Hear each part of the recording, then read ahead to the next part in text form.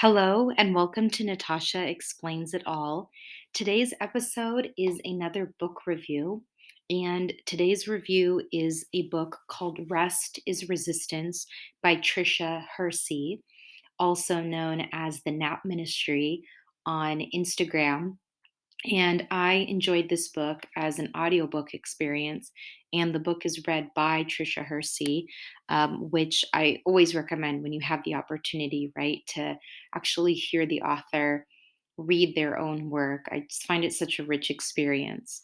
And as the title implies, rest is resistance is a critique of how modern society, under a capitalist framework, really prioritizes productivity over anything else, and how any form of rest, any form of leisure, it can be demonized as laziness, as unproductive, as not beneficial to society, and how there is a deep need to counter this, for not only our own well-being, but also just for our general survival.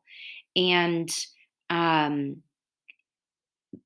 there are a lot of modern examples of this, that we can see in terms of this. I mean, I think all of us can relate on some level to this idea that we feel like we're measured based on our productivity rather than on, other aspects of our personalities and our contributions, and feeling like we don't have value if we aren't productive.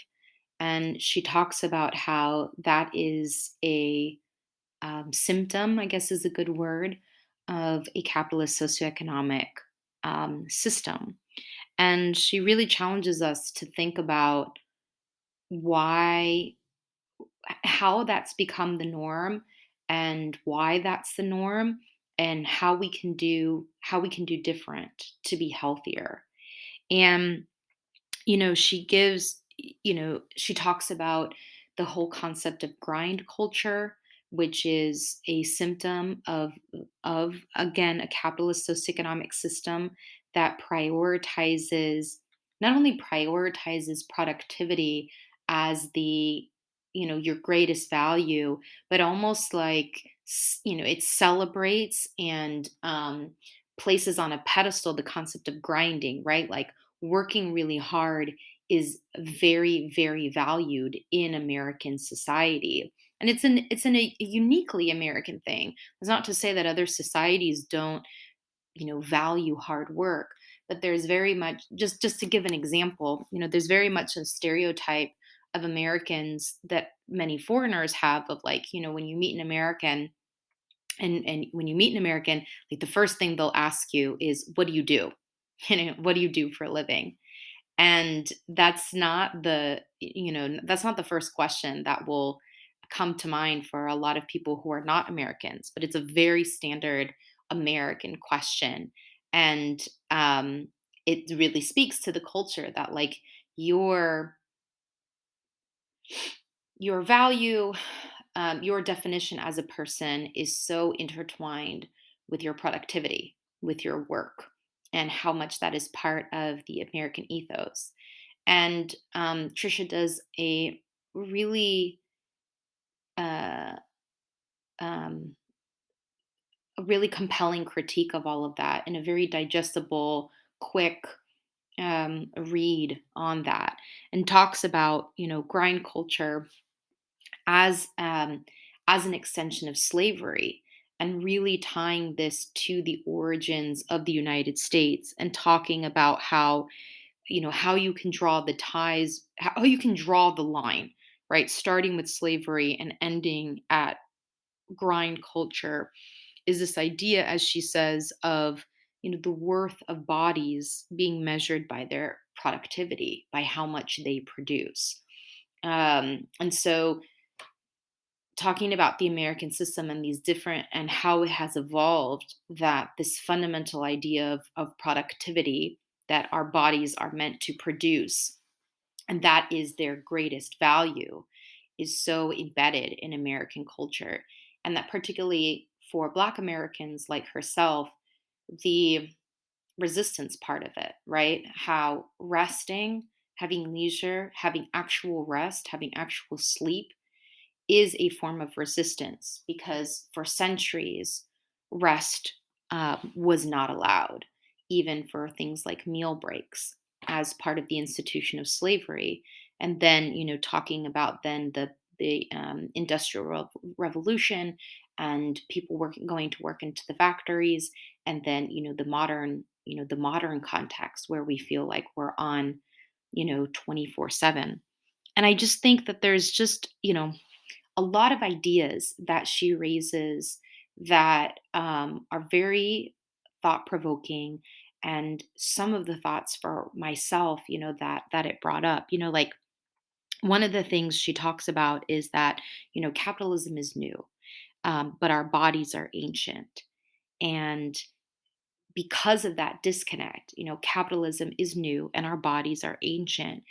It helps to explain why there is a disconnect, and why, for all of the endless news articles and podcasts and programs that are about, how to address fatigue and burnout and, um, mental health, all of those tend to focus on, what are the things that you can do as an individual, and not realizing the broader structural issues at play, that are embedded in the socioeconomic system of capitalism, that is just the latest economic system. There have been many systems before, and there will be systems to come. It's, very easy to think that capitalism is the end all be all, because it's all we've seen in our lifetimes, but it is just one example. It is just one example of how to organize a society. And with things like the pandemic, we have seen the limitations of such a system and the unsustainability of it, right? Like, capitalism is literally unsustainable for the planet, because the basis of capitalism is continuous and exponential growth, particularly in the United States, right? Where corporations, which are, the backbone of a capitalist system, are actually legally required to prioritize profit, and short-term profit, at that, right? Quarter over quarter, they are supposed to produce more and more profit. So constant growth and exponential growth. And that's just unnatural, right? Like, that's not how we function as humans, and that's not how the planet functions. The planet, as well as ourselves, are not capable of infinite, indefinite, exponential growth, right? The earth, as well as humans, have fallow periods. We need rest in order to rejuvenate and, to function normally. And so she talks about how unnatural, the standards of a modern capitalist system are, and what are ways that we could challenge that. And what I'm about to say, please don't make it, please don't interpret this as me trying to defend feudalism or a peasant lifestyle in the slightest. But again, just as an example, just as a contrasting example, um, of her point about capitalism being just one way of organizing society and the most recent way, and how its focus, right, on indefinite, infinite, exponential growth is unsustainable and not natural. I saw this, post on social media, that was talking about how medieval peasants worked only about 150 days a year. And, the church, that had a lot of power at that time, and this is focusing here in Europe, so speaking in the European context, the church believed that it was important to keep, peasants happy with frequent mandatory holidays. And the kind of the punchline of this like meme on social media I saw was that, like, we in the modern era have fewer holidays than a medieval peasant. And I I wanted to do a little fact checking of this meme on social media. So I reached out to a friend of mine who is a medieval scholar. She's a historian, and this is like what she studies. And I showed it to her and wanted to get her thoughts. And and she agreed with it. She talked about how the at that time, and again, this is not saying we should go back to these times, but just for the sake of comparison, that in that time, in the medieval era, peasants, had months off every year. And they would spend their days off, cooking, mending fences, feeding the animals, working their own fields, right? And not the Lord's fields. But they definitely had extended periods of time off, and that in comparison, modern American work practices basically function like indentured servitude. And medieval peasants would not would not stand for modern work standards. They would revolt. And that was her historical perspective of how at that time, you know, people worked according to the agricultural cycles, and so there is the planting season, and then there is the harvesting season, and then there's the fallow season. During the winter season when you're not planting and you're not cultivating, people rest and instead are, making clothes and, tending to their animals and, doing projects around the house. But there was a more natural rhythm following the rhythms of the earth and the seasons, and the fact that the earth has a fallow period every year, and that in some aspects that was healthier for humans. There was more rest built in. Whereas now, with modern agriculture and modern technology and electricity and cell phones and remote work and everything, right? We're on 24/7. There is no fallow period. There is none, right? Each year, we ignore that, and to our detriment. Again, her point that capitalism is new, but our bodies are ancient. Our bodies have not adapted. Um, to the pace of modern society. And that contributes to um, our lack of health and premature death. And she talks about the story of her own father and him being overworked, and how, she believes that his health issues and his death were related to grind culture. Um, as well as systemic racism and white supremacy, and um, the built-in narrative of rest as lazy, stemming from the slavery era and the stereotypes that were built around Black people as being lazy, as not wanting to work hard, but all stemming from this completely perverse environment, right, where they were forced to labor for free under torturous conditions for centuries. And I wanted to, and that context is really important, to be able to critique the modern lens and figure out like what we can do better, and that reminds me of just again like an example of how the importance of keeping this historical context in mind, which she goes into way more detail about and can explain much better than me.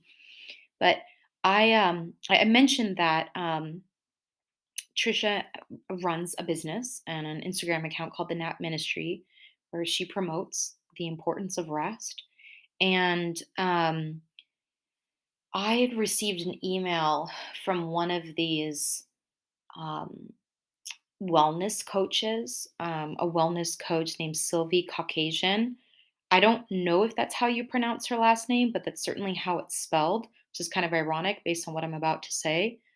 So I got this email from Sylvie Caucasian talking about the importance of slowing down in the modern modern world, and how it's like everything is so fast paced and everything is just like go harder, harder, harder, work harder, harder, harder, produce more and more and more and more and more. And that's all good, right? And like consistent with what we've been talking about, and how social media plays into that, and how we really need to actively resist that to be able to find peace and to find calm, and uh, and yeah, and the importance of finding rest and peace, and just doing nothing. And she made reference to the nap ministry, and what she said was that, quote, surrendering to spaciousness and rest is an act of resistance towards the collective agenda. Spaciousness in a sea of productivity is a value worth fighting for. The Nap Ministry is one of my favorite pages on social media. Their message is entirely dedicated to supporting people to take naps daily as a way to resist the world's fast moving agenda. I fully and wholeheartedly stand by their message, close quote. And I ended up sending an email, to um, to this wellness person, polite. I didn't hear back, but I wasn't necessarily expecting to.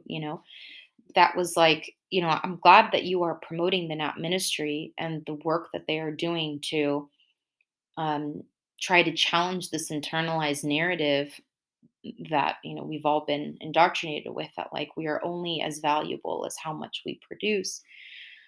But her promotion of the NAP ministry was completely divorced from like the reality of what the NAP ministry does.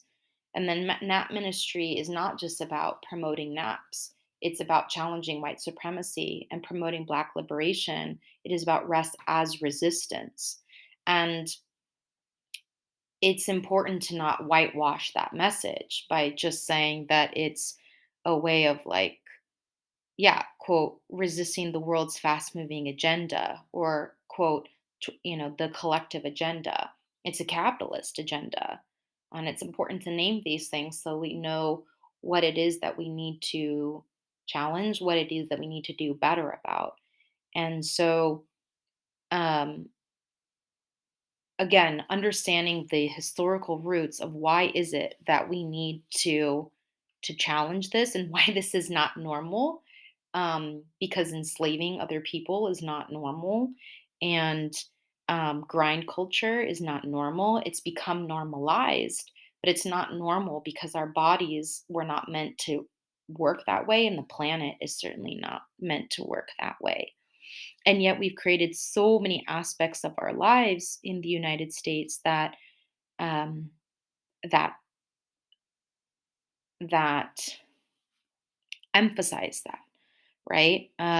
For example, just a couple of other examples. Like recently, there in the United States, there's been like this whole debacle about raising the debt ceiling.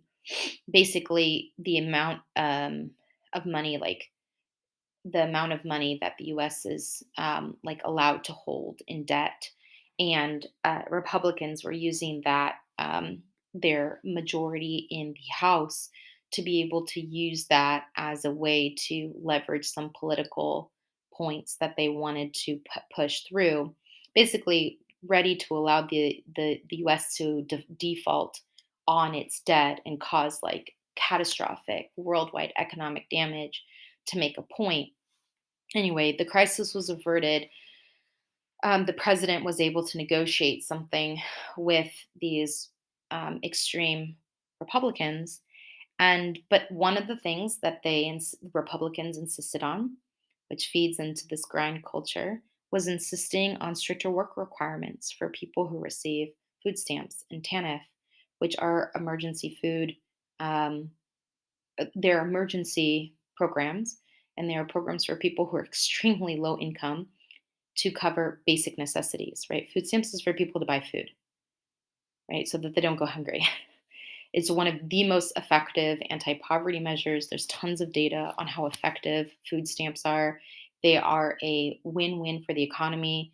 I think one study I saw that was saying, for every dollar you spend on food stamps, it generates $1.70 into the economy, because that money is immediately put into the local economy, right? It's spent in grocery stores, um, and it's um, uh, it's used explicitly for people to be able to buy food. Anyway, it's a very effective anti-poverty program. And anyway, one of the things that the Republicans insisted in this debt ceiling standoff, that they artificial problem that they created, because normally just the debt ceiling is increased without question, is increasing work requirements for poor people, because they want to make it harder for people to be able to not starve and not go hungry, and based on this narrative of people being undeserving, and that you have to work to deserve food. Um, you know, rather than like this concept of like, you know, people, we shouldn't let people starve in this country, and food stamps are a way of closing that gap. Um, but it's just a very common talking point on the right to demonize the poor, as if being poor is a basis, therefore, to exclude you further from society.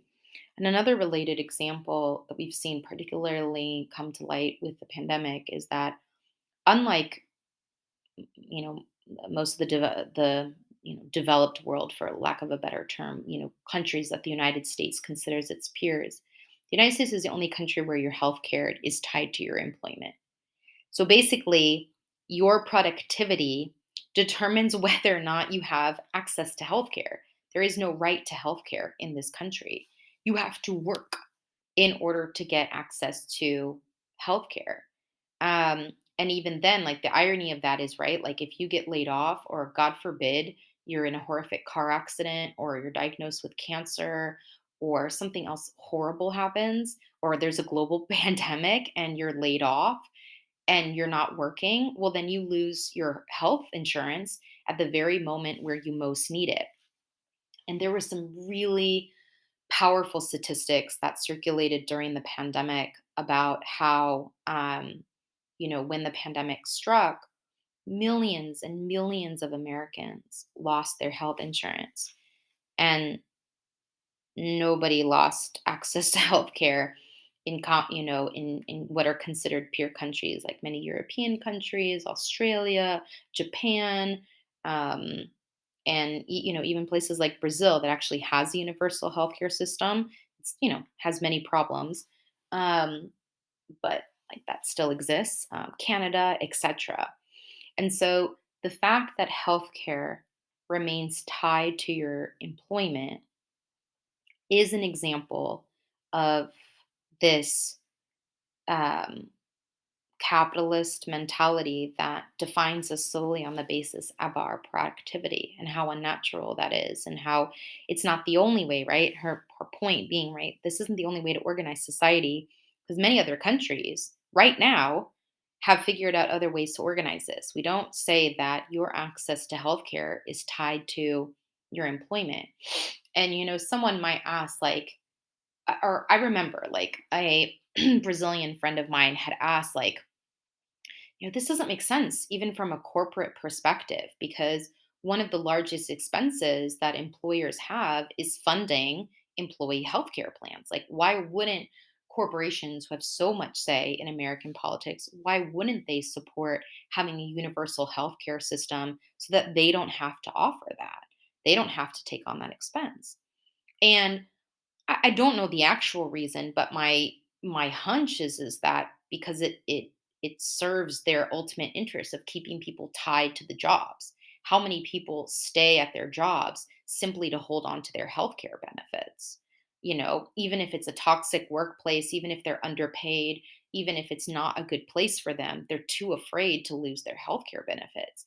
And so it's leverage, it's power over the employees. It's a way to keep employees subdued. It's a way to keep employees submissive.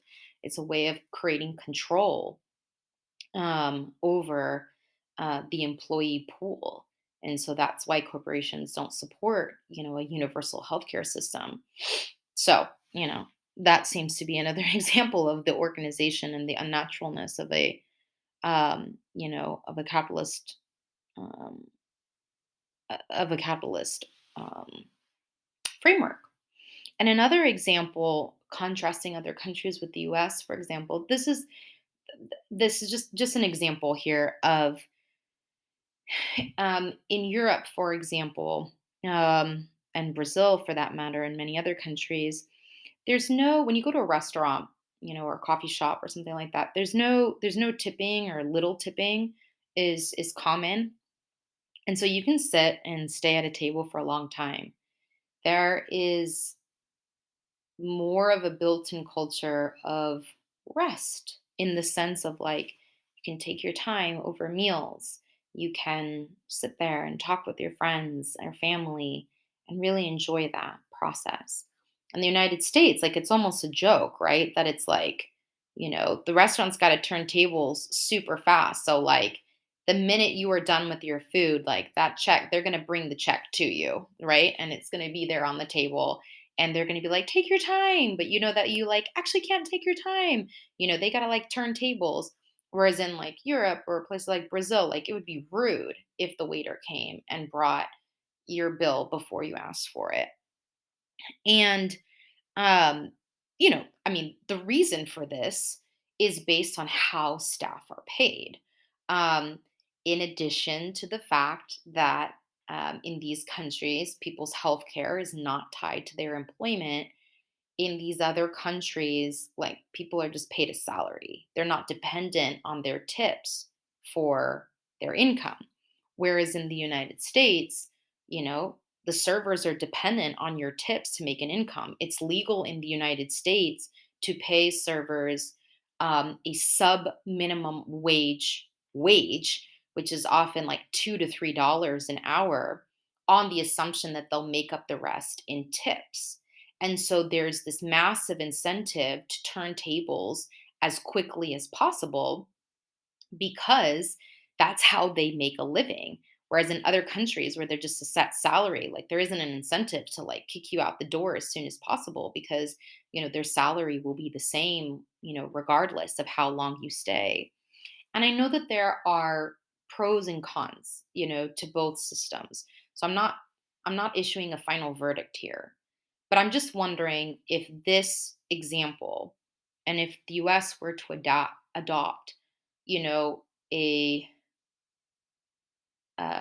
a restaurant culture that was more similar to many other countries, if that would help us get to a more restful state, right? If we change the way that restaurant workers are paid, would that help shape American culture to not be so grind oriented, and allow us more time for rest, in the form of, simply sitting and talking and enjoying a meal with people, um, that we really, that we whose company we really enjoy. So, and in reading this book again, Rest is Resistance, that was just one thing that came to mind, of like, is that one way that we could do something to create more slowness, um, in our culture, you know? Because, another example that she shares is things like social media breaks, which I think generally people would agree are good for us. And she makes the point too that, like, even if what you are consuming on social media is generally positive content, it can still be detrimental, because it is all about, the algorithms are all designed to take your attention, to hold your attention as long as possible, right? They're fighting for your attention, because the longer you're on there, the more time they have to send you targeted ads, and then the more likely you are to purchase something, right? And she talks about taking breaks as a way of creating rest, in our lives. So that's another example that she shares. And the creating a different restaurant culture, I don't know, that reminded me of that, of, like, how could we create more spaces for rest, in in kind of everyday activities. To provide a few more examples comparing the United States to other countries that rest as resistance reminded me of, one is I remember listening to this podcast recently by an Australian um, podcaster, and she was lamenting the fact that in Australia, the standard is quote, only, close quote, 4 weeks of vacation per year. And she was lamenting the fact that this didn't allow enough time for actual rest and creativity and other things. And one, I didn't know this about Australia, and I did know this about Europe, and places like many countries in Europe, Brazil. There are other parts of the world where this is standard. Having a month of vacation as the standard across the board. And it was so interesting to me to hear this person, this Australian podcaster, talking about that as insufficient to create, you know, a healthy, balanced lifestyle. And I mean, I had to just, like, reflect on the fact that, like, I mean, the United States is notorious on this point for how little vacation we have in comparison to the rest of the world. Like, 2 weeks is kind of standard, but some places don't even have that. And I mean, it varies a lot. Like, some tech companies and other organizations have move to an unlimited PTO model, and some people like actually get substantial time off. But generally, like across the board, people, if they're lucky, will get 2 weeks of vacation per year in the United States. And that is really low in comparison to other countries. And how this is just another example, right, of how rest is actually resistance in the United States, because we built into the American work model is so little rest, right? And certainly if we compare that to countries that the U.S. would consider its peers, of how little vacation we have in comparison to those countries, and other forms of rest in addition to vacation, for example. Well, this wouldn't necessarily, I don't want to necessarily say this is rest, but because this is a very active thing, but like we don't have like paid parental leave in the United States. There is no federal paid guaranteed parental leave.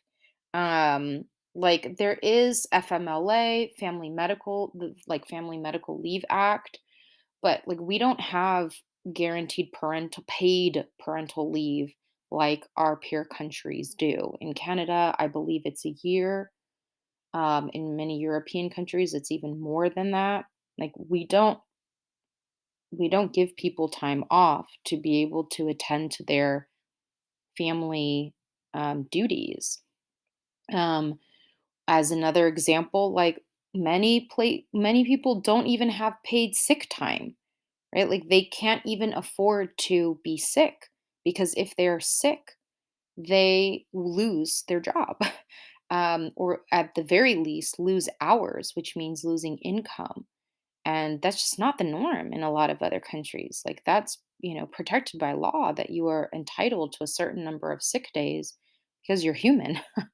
Whereas that is not the norm, in the United States.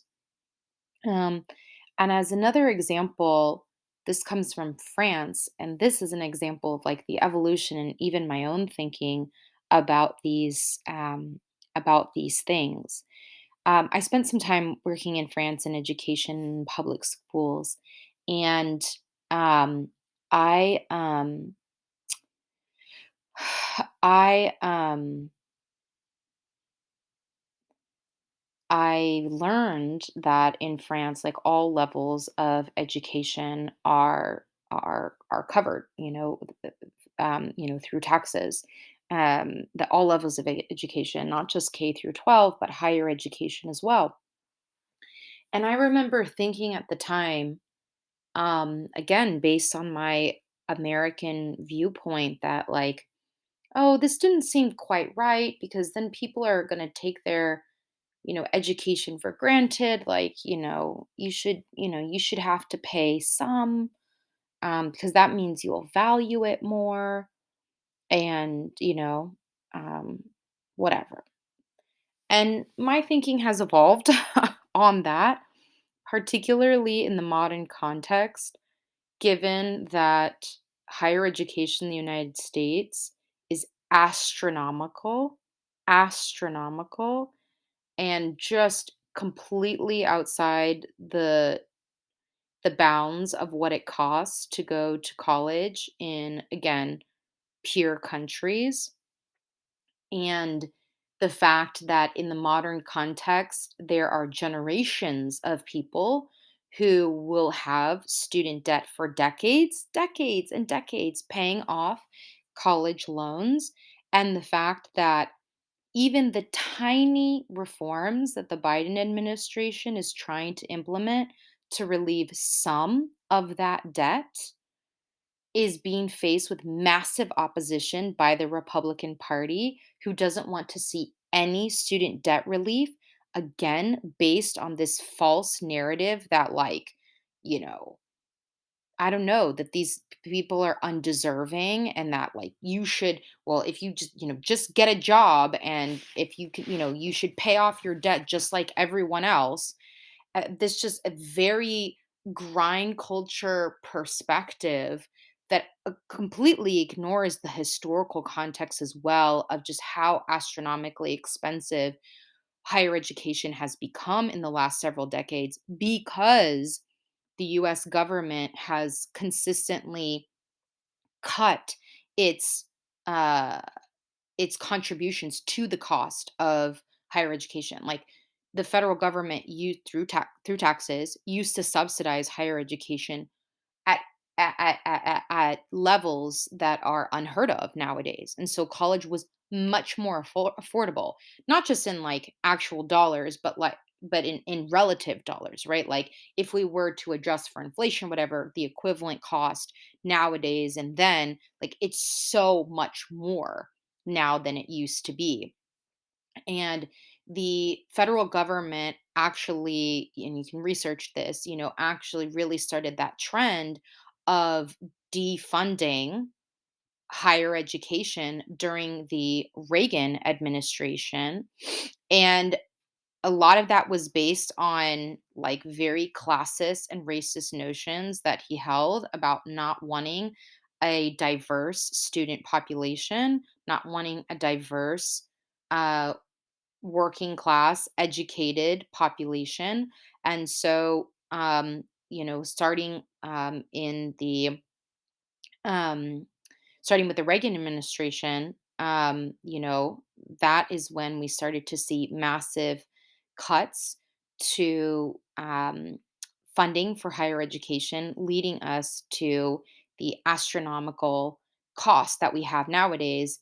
And anyway, so just this example from France as well, that again, it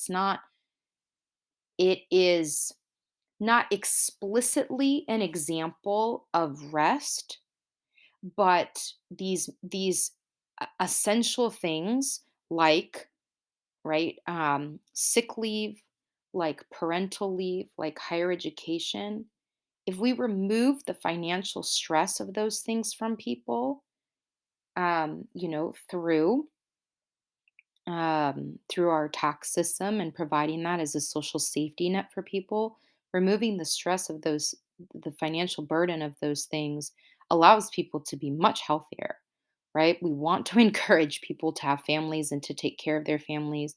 We want people to not get sick, and we want people to be educated. I mean, I think, right? Clearly, there are a lot of people who don't feel that way, and that's why they support policies that don't promote those things.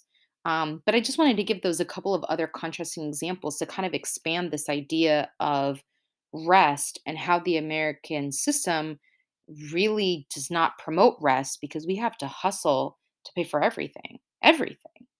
Um, and it's something that, like, sometimes, or there can be a critique from Europeans where taxes are very high, that they might, certainly it is a view that, like, the taxes are too high here, and the United States is better because taxes are much lower. And yet there is a massive trade-off there, because in those countries where the taxes are higher, I'm not saying that, like, the taxes are used perfectly, okay? But there, like, the taxes then go to, like, pay for the education system, to have a universal healthcare system, to pay for paid parental leave, to pay for paid sick leave that's not tied to your employment, right? Like, you get something out of it. Whereas in the United States, like, you have to pay for all of that stuff out of pocket. And what's the quality that we get from it, and how unequal, right? Is that when people have to pay out of their own pocket rather than having it as a universal system? And there could also be pushback that, like, okay, Natasha, that sounds really great. And I'm hearing you on these different ways that we could incorporate more rest into the American system, in terms of changing habits, in terms of funding certain things so people don't feel so much financial pressure and that they can lead healthier lives. But, like, is this realistic? Like, how are we going to pay for all this stuff? That could be its own series, but just kind of three quick points. One is, as I've been highlighting, other countries do it. Other countries that the United States considers its peers. So there are models out there. There are examples we can look at. This is not impossible to do. And not saying that those countries are perfect, but there are models and there are examples of how we could do better. The second point is like, we could definitely have a more equitable tax system so that we can actually pay for things like universal pre-K, paid family leave, paid sick leave, higher education, etc., a universal healthcare system, etc. We could have a more equitable tax system. We could tax the rich. We could tax corporations in a more fair and just way. Just as in a recent example, during the Trump administration, like, the Trump administration cut the corporate tax rate from 35% to 21%.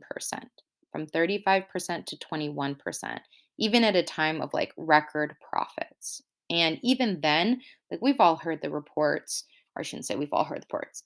Many of you may have heard reports about how even slashing the corporate tax rate from 35% to 21%, many of the largest corporations don't even pay that. Like, and they're paying little to nothing in taxes, even though they have billions upon billions in profit. Um, we can pay for this stuff. We could absolutely pay for this stuff if we had a more just tax system. And uh, I'll just leave it at that. We could talk a lot more about that. And the final point is that programs that um, programs like food stamps and programs like universal basic income programs. And a universal basic income program is the idea that, like, everybody gets a certain dollar amount as a basic income. And there's lots of different cities and places that have experimented with this, including Stockton, California. So if you want to look up the Stockton, California um, uh, experiment with UBI, that's a great example to look at. Anyway, my point is that anti-poverty programs like food stamps and UBI, which redistribute financial resources to low-income people, actually boost productivity, actually make it more likely that people can find jobs and keep jobs, which then means that they're paying more taxes, that they are making more money and therefore paying more taxes, and all of that jazz.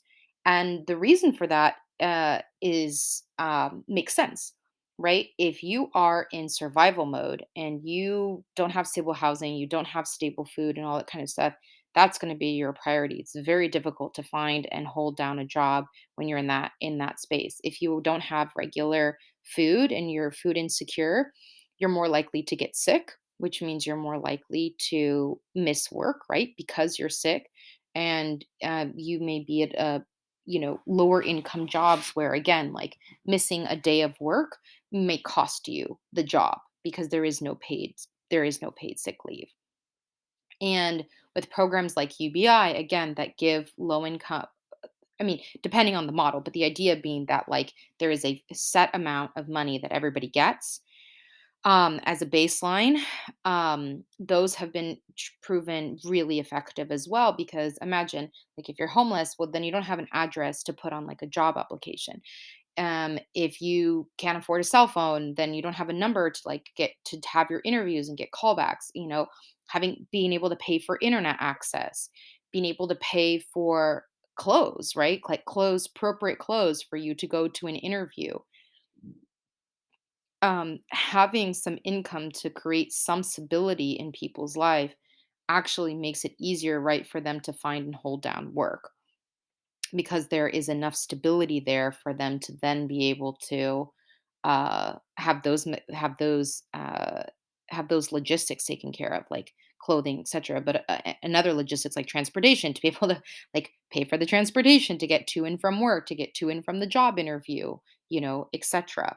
There's some real practicality there. So just a couple of points of like, well, how do we pay for this? Well, one, other countries do it, so can figure out something. Two, we could have a much more equitable tax system. And three, like actually these programs which help um, uh, put money into the hands of low income people actually boost productivity, actually make it more likely that people are able to find and keep work. So there are definitely ways to make rest a more integrated part of, American society. So a couple more thoughts before I wrap up.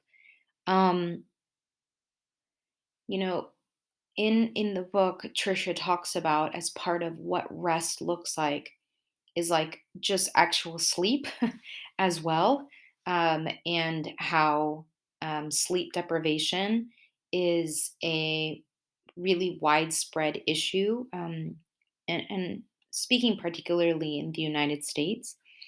And, that reminded me of how, like, sleep deprivation itself is a form of torture. Like, it is a tool that interrogators use um, to break down suspects. Like, this is an actual um, interrogation tactic that is considered torture.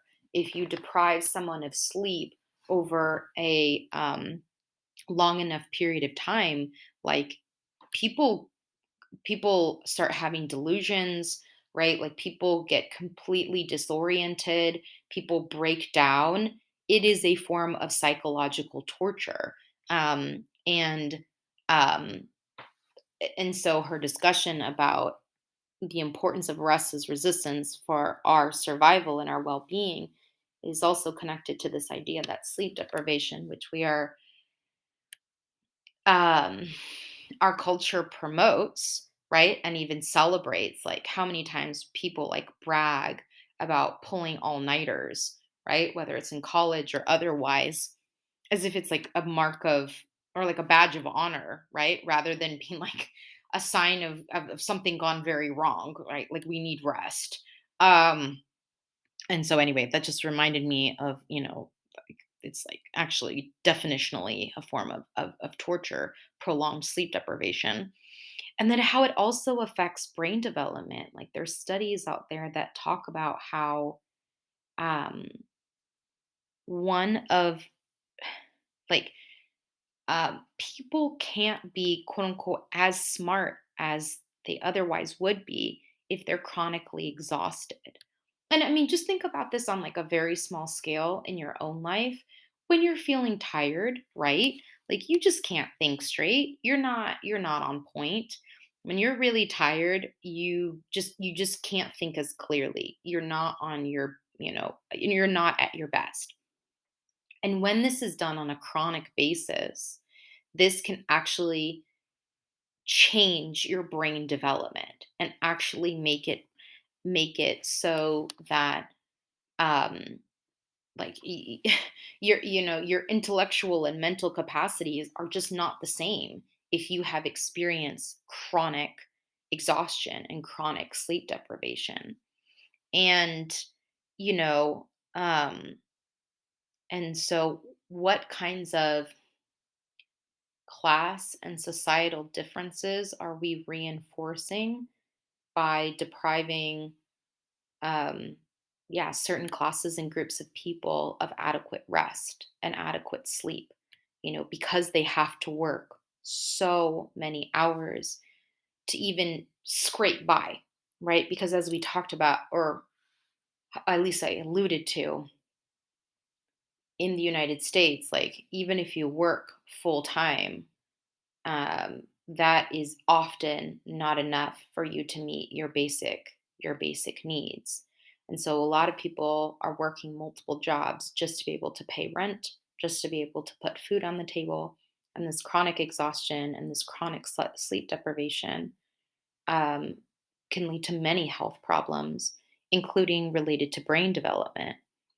And I had read something as well about how people who work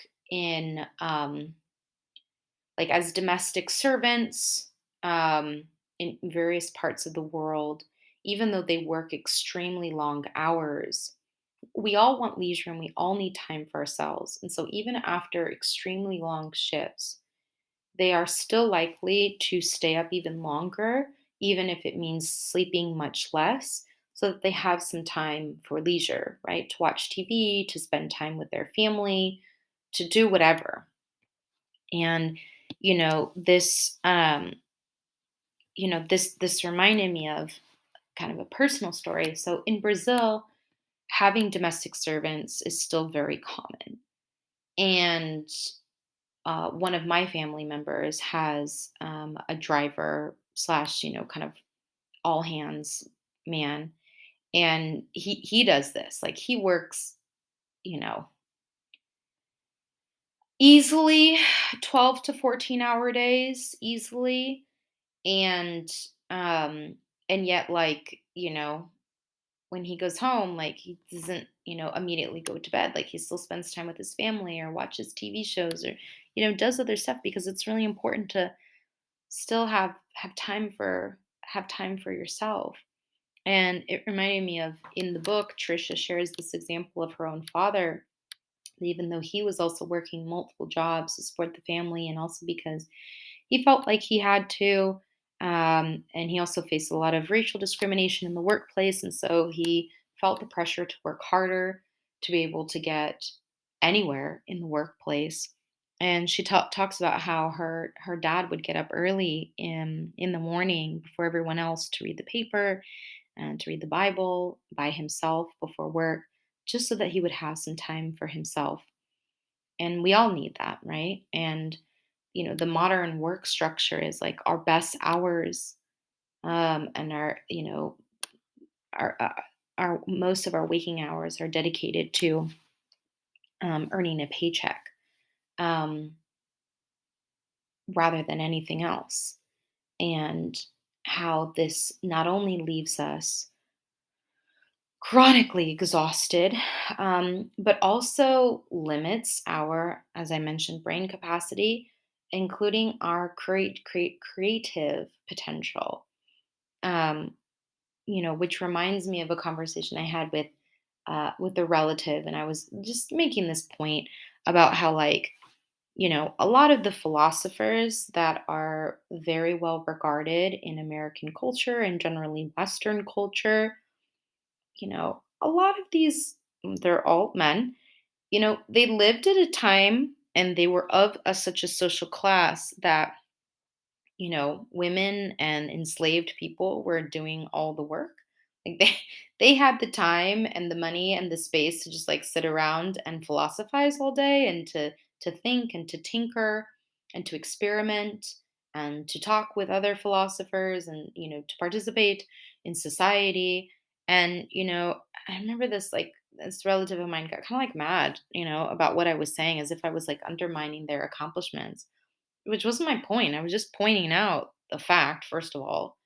And second of all, just like, how much talent, how much creativity, how many philosophers, how many scientists, how many artists um, have, been deprived of the opportunity to tap into their talent and to share that with the world.